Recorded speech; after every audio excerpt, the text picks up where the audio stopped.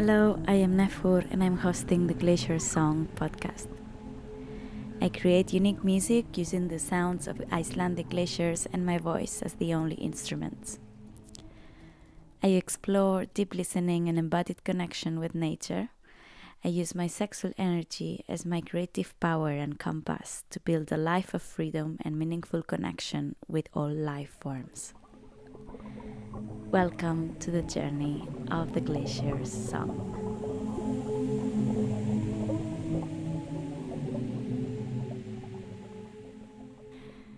Hello everyone, welcome back to the Glacier Song. I am happy to be back recording an episode.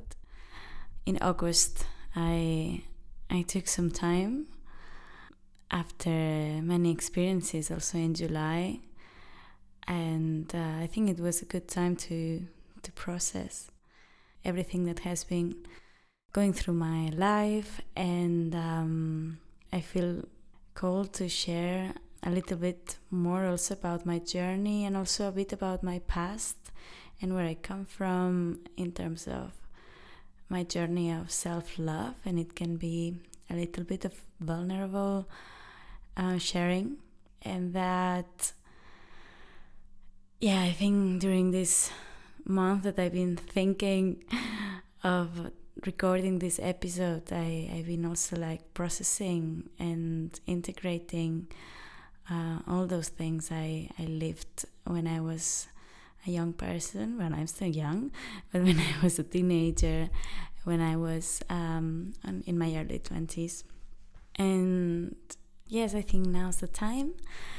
It's the first episode I record at home, actually. The first three have been recorded while traveling in London and in Iceland.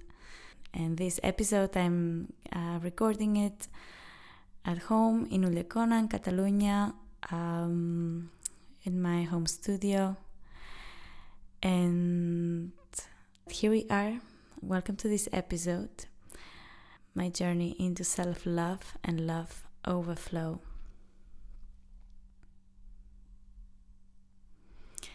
At the moment I feel in a very sweet spot of self-love and love in general. Love for my own body, for my life, for my soul, for my journey. I feel a deep love for all of it, and it feels great. But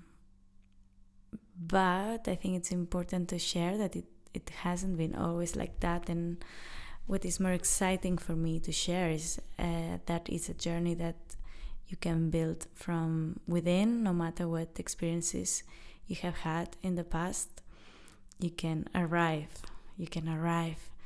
to this sweet, shiny spot of self-love and love overflow. And that's what I like to inspire you to do, if you feel like that's something for you.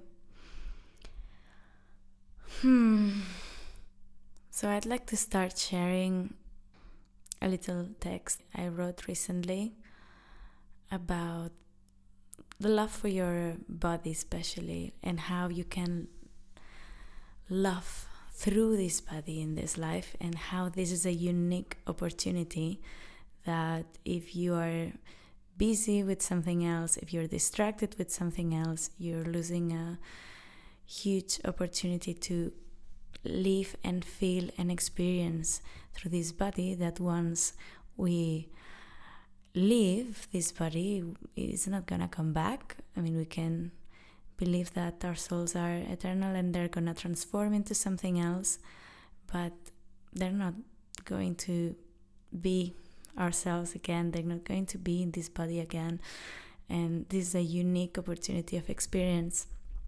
So that's what I was wanting to express through this text that I'm gonna read you full, and I hope it's inspiring. Are we aware of the miracle it is to be inhabiting our precious bodies?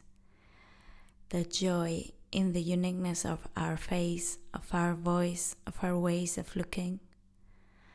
My soul is eternal, but my body is now. My soul is eternal, but my voice is now. Only now and never again.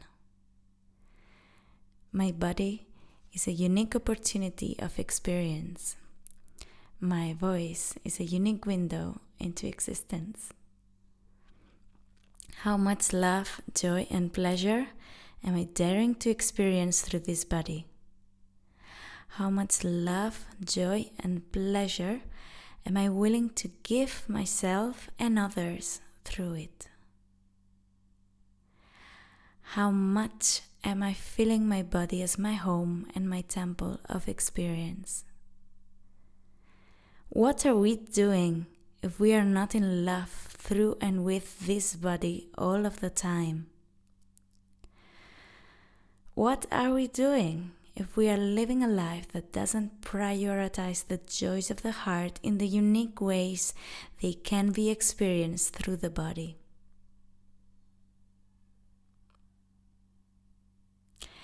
I am excited, I am honored to realize that I have this life to explore the high roads and edges of love, joy, and pleasure through the unique experience of this body.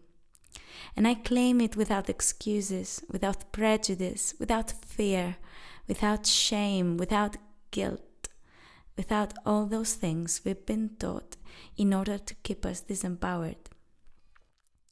In this lifetime, I have the unique and precious opportunity to experience myself through this body. And I'm saying yes, yes, yes to its knowings and its desires. It feels good to read it and to feel it. Yeah, think about these questions. How much joy and pleasure am I daring to experience through this body? Because it might take some courage and some work and some actual responsibility and discipline and commitment to yourself to go through the journey of joy. And the journey of joy is the journey I was talking into the second episode, nature, sound, and the erotic. The journey of joy is the journey of erotic power. The journey of finding your highest, of meeting your highest capacity for love. And that talks to self-love first and love overflow as a consequence. So how much joy and pleasure are you willing to also give yourself and others through this body? How much time and attention do you dedicate to that? Do you think about this in your daily life? Maybe you do, maybe you don't. It's worth dedicating some time, because time is our life. Time is our most valuable resource, actually. And with time we can choose where to direct our attention, what to prioritize, and make decisions how we want to use this time and use this body that we have been granted. We're not here to suffer, we're not here to please anyone else. We're here to experience joy and love, and that's what is natural to us. Do you remember when you were a child? Wasn't love and joy part of who you were? part of your natural and innate experience. So the same can be when you're an adult. I am happy to share this in the Glacier Song podcast because I realized that the message I received from the glaciers was a message to surrender to love, to surrender to pleasure. That's what I felt when I went to the death glacier, to the disappeared glacier. That's what that being that melted communicated to me. Surrender to love, surrender to pleasure in the ways that you cannot maybe even control, in the ways that it appears, in the ways that they are. I was not expecting that message from that glacier. I was there thinking, how can we fix this planet? How can we take care of Mother Earth? How can we take care of these glaciers that are dying and are causing our planet to suffer, and in ways that we will not be able to recover. And that was not the message I expected from the glacier. And of course it has taken me some time to find its meaning and to find why that was the message. And I'm now wondering about, okay, is this connecting to erotic power? Is this connecting to love as a endless waterfall? Is this connecting to nature in a sensuous way, in a way of reciprocity, in a way of intimate connection and relationship? Is this way actually the way of helping us heal ourselves and the planet?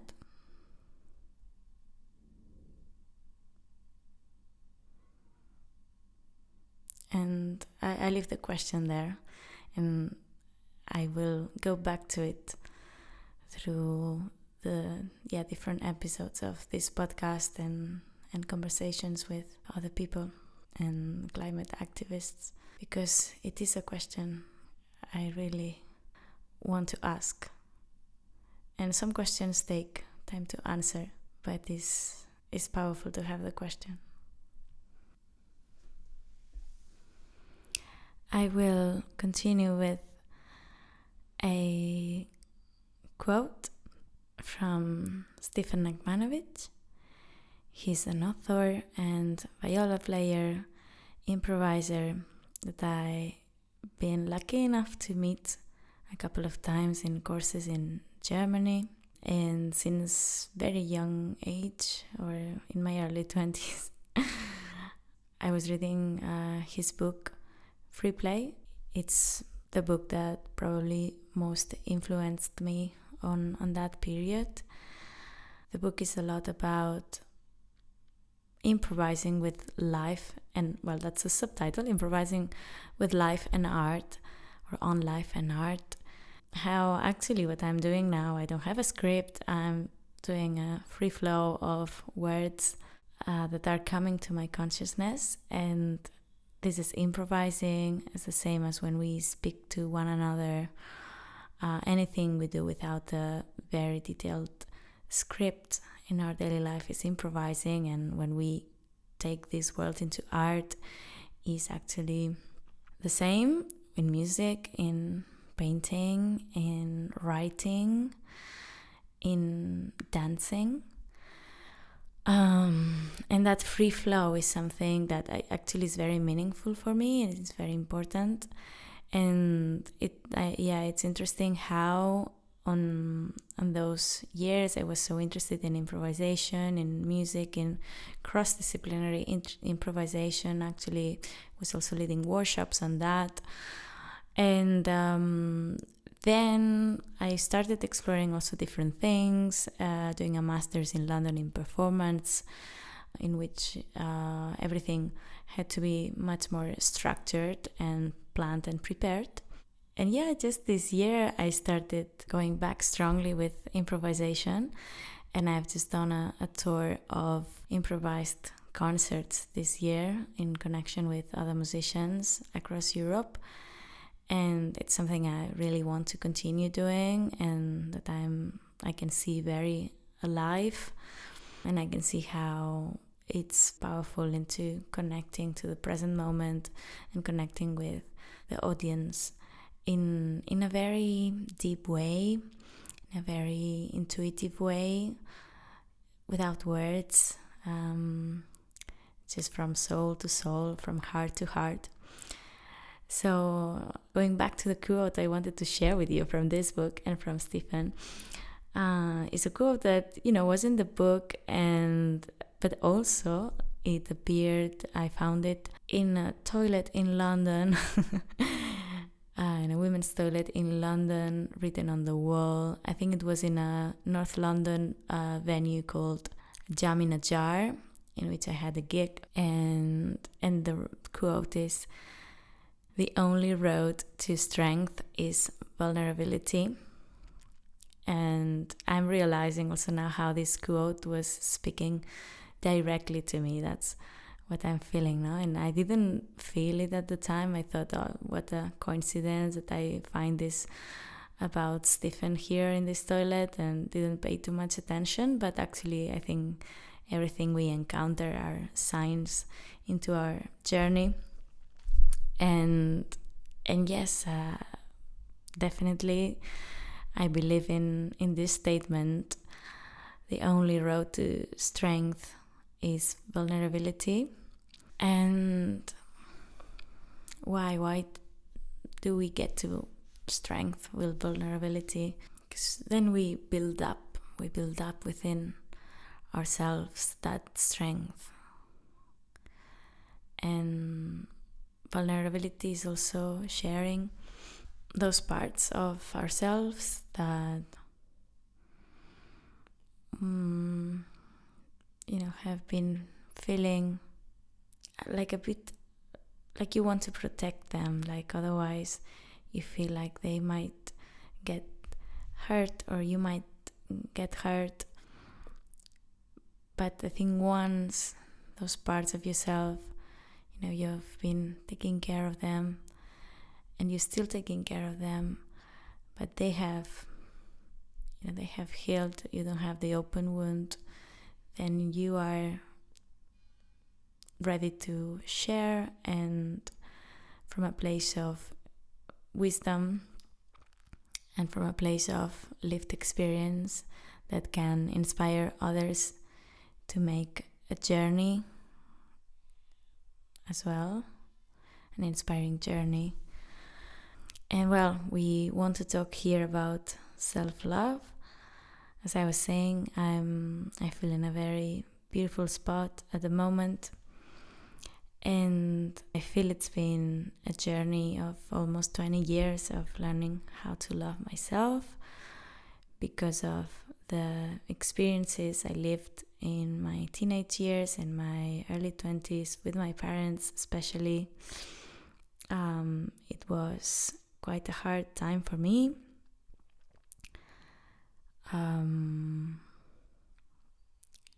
I will give you a little bit of context so you can see where I come from, and also because I know I'm not the only person that has experienced similar things. So yeah, if you have experienced anything similar, you can also know and be reassured that there is a lot of potential to feel in a place of huge and abundant love. First of all, I'd like to make the statement that I really love both of my parents, that I have a very beautiful relationship with both of them at the moment. That has taken some work, but yeah, that same as with my self-love, I feel in a very beautiful spot in that area at the moment as well. But yeah, so when it was not that bright, my parents separated when I was 15, and that led to some challenging experiences with them. There were at least 7 years of suffering quite a bit as a teenager and young girl, since that separation of them led to one of them relating with me with a lot of rage and anger and aggressiveness for some years, and the other parent ended up ignoring me for some other years, without talking to me, without sending messages for happy birthday or anything like that, completely ignoring my existence. So I had these 2 experiences of relationship with them. That one was quite aggressive, and the other one was quite, I felt completely rejected and ignored, and that's my experience, and that's how I felt. And of course you can imagine also for a girl of between 15 and 22, so that I didn't feel loved at all. I didn't feel supported.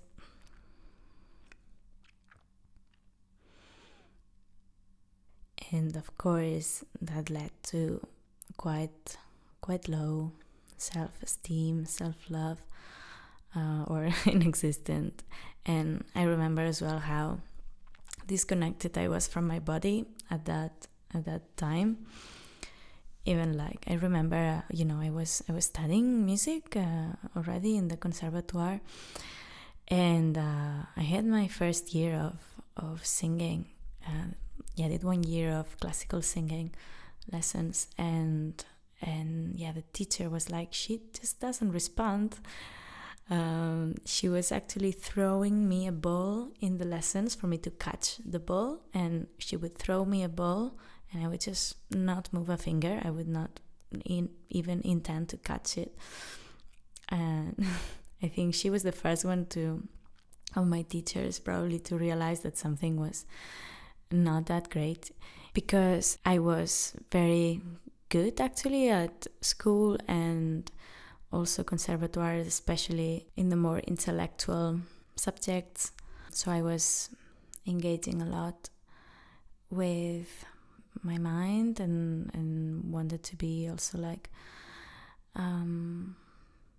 validated by my teachers, and I was doing generally very good at exams and things like that. So everyone thought that I was okay, but I wasn't able to relate to my body. I think I just disconnected completely, because feeling through my body felt too painful. So it's interesting the journey I made of reclaiming this body to really feel and how this is the main thing I feel called to do and to express them through my music. Also, during those years, and probably just after a loving relationship I had during the first years after my parents' separation, I was approaching relationship just from being very empty in myself, very not loving myself, as I was saying, and in a dynamic that was not healthy, involving alcohol and just looking for some love and attention through interactions that would not actually lead to that, and would just lead to more rejection and abandonment. So I'm sharing this because we feel seen when we share where we come from and our most vulnerable parts, as I wanted to share in that quote as well, and share with you the starting point of this journey, in which I feel at the very high point at this moment, but how big this journey has been. It's been a big mountain to climb to start loving myself from that dark point of my life. And I feel now I have the resources to build love from within me. And for me it was very important also to start traveling abroad. My heart and my experience just expands massively when I do that, and when I feel recognized and seen in diverse groups of people sharing same passions, music, dancing. I think that also teaches us that wherever we are or we have been in our journey, there is this potential to feel loved and support in ways that will make you explode of joy. That is something I'm having in this period of my life, both in my personal life, in my concerts, in my professional life, in my intimate life. So yeah, just the message that is possible to get there wherever you are. But how to work on your self-love? I think you have to be willing to discover who is really inside you, like who you are, and keep unlayering the subtle uniqueness of yourself and give full attention and full love to that. For me, it's very important also to learn to nurture and mother and father myself, if that makes sense. Listen to my inner child, take her into account, and love her in the way she needs and in the way she needed, and it was not met. But now I'm there for her, and I know that, and that's a very important key aspect. Also, traveling, for me it's very important, and it's been very, very expansive for my soul and for finding who I am and for daring to be who I am in context that it just feels easier. And then from working on that in context that feels easier, then you can go anywhere, you can go back home and be who you are wherever you are. Also, yeah, again, it helps to connect with your erotic power, connect with your pleasure. How much joy and pleasure are you willing to experience, to give yourself?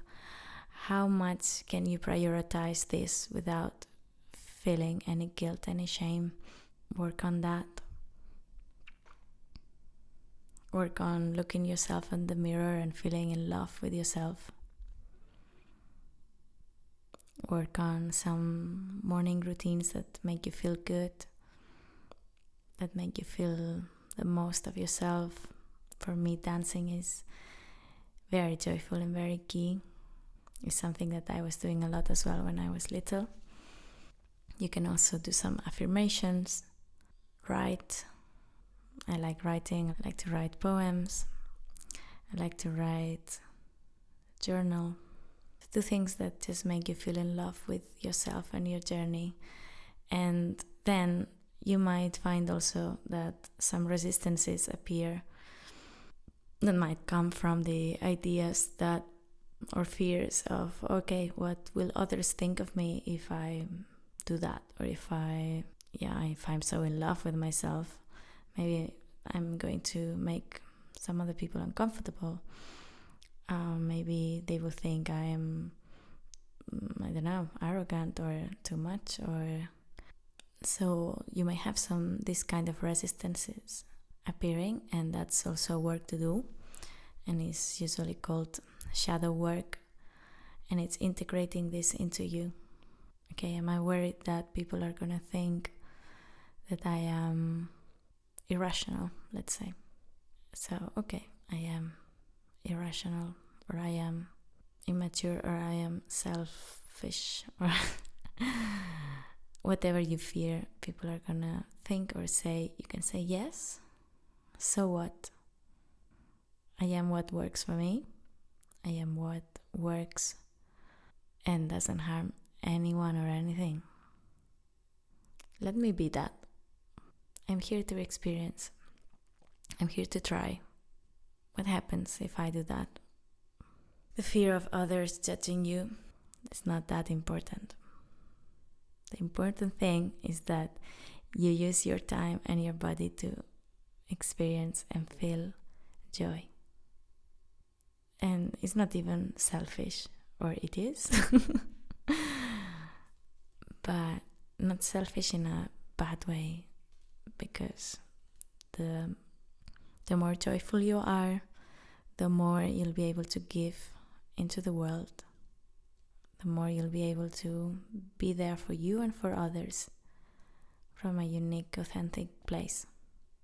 So once your self-love cup is full, you can start entering into love overflow.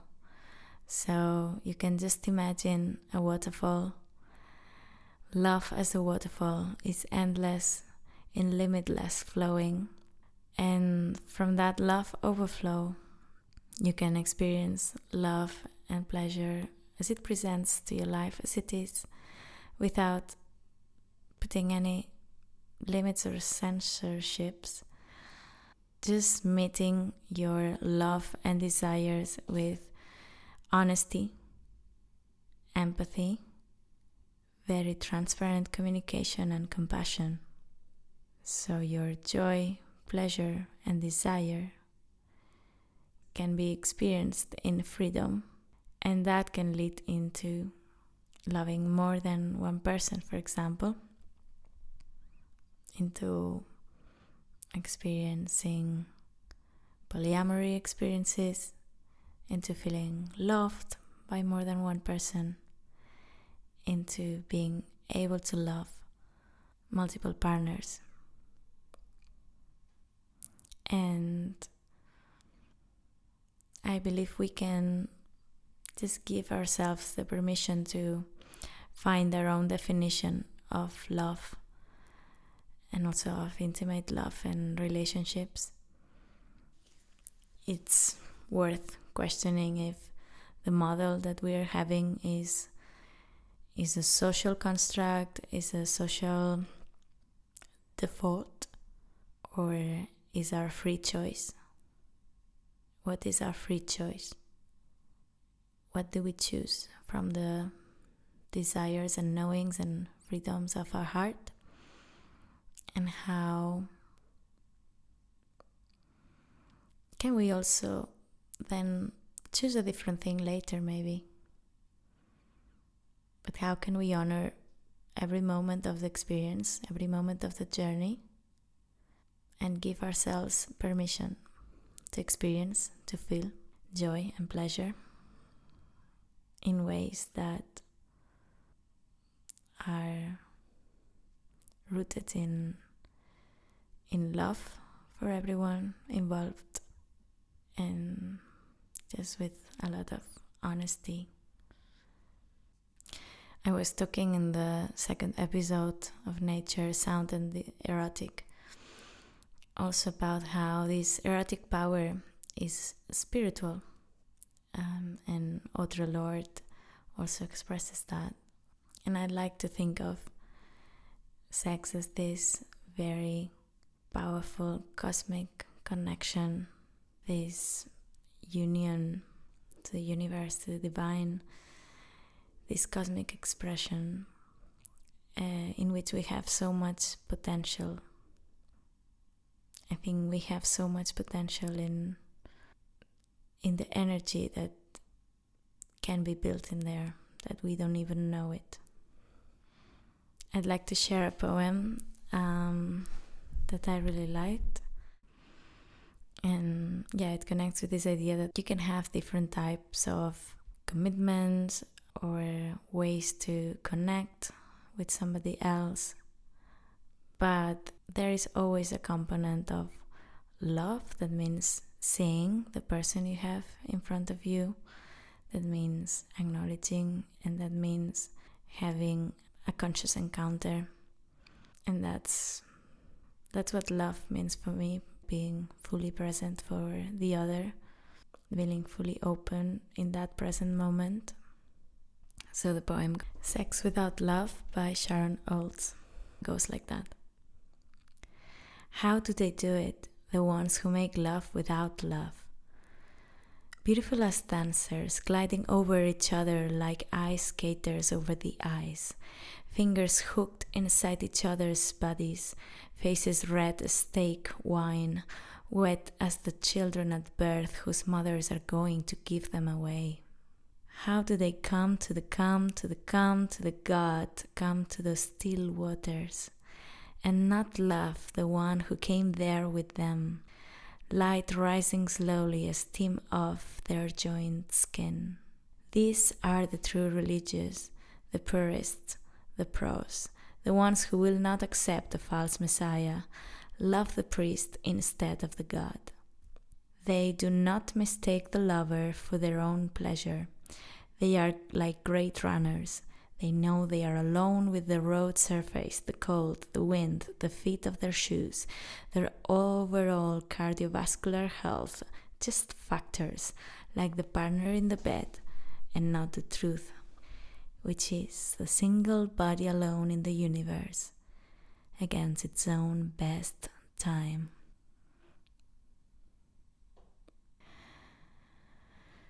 Going back to our self-love and connecting with this joy of living with pleasure, I'd like to invite you to do an exercise that I did, that I learned from Chelsea Diane, who has poetry classes online. And in one of the classes I took from her, she inspired us to write a poem, a love poem to ourselves. And I think it's one of the most beautiful things I've done lately as well. And I like to remind myself of this poem. I'd like to do it every day, actually, but also especially when I'm about to sing and to perform, just to really remind myself who I am. Because writing a poem to yourself is like thinking of what is the metaphor in you, what is alive in you when you step into the room, what are you bringing in that is so unique and so lovable. What is that about you? And you know it inside yourself. So you just need to be confident about wearing that as a perfume when you walk in. Own it. And I will share the poem that I wrote to myself in third person. She irradiates light softly like a sunrise and warmly like a winter fire. Hair curled by coral, eyes of truth, warm lips, wet skin with hovering seashells hiding honey, a mermaid. Her voice is a rescue boat, a cloud of butterflies around your chest, a love letter to the depths of the ocean. Unafraid of darkness, she walks. From the vibration of her throat, a firmament dances. Her presence is the miracle of stars being born that gently caress your cheeks, your shoulders, your hair, your full body kissed by stardust. She is the promise of the almond flower which ventures to bloom first and say, "Spring is here, love is here, life is here."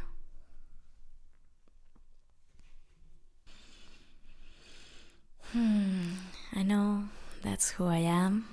I know that's what I bring in with my presence, with my voice, with my body, with my light. There's a lot of potential in being confident about who we are, that is so beautiful and powerful and amazing.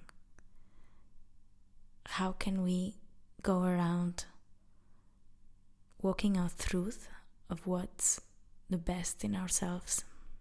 Why do we have to keep quiet the beautiful, the beauty of our souls?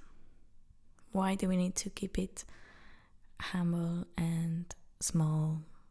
And no, I'm not that great, I'm not that good, I'm not. No.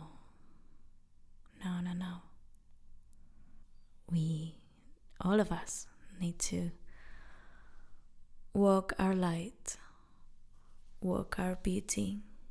Don't you think it's gonna be a better world like this?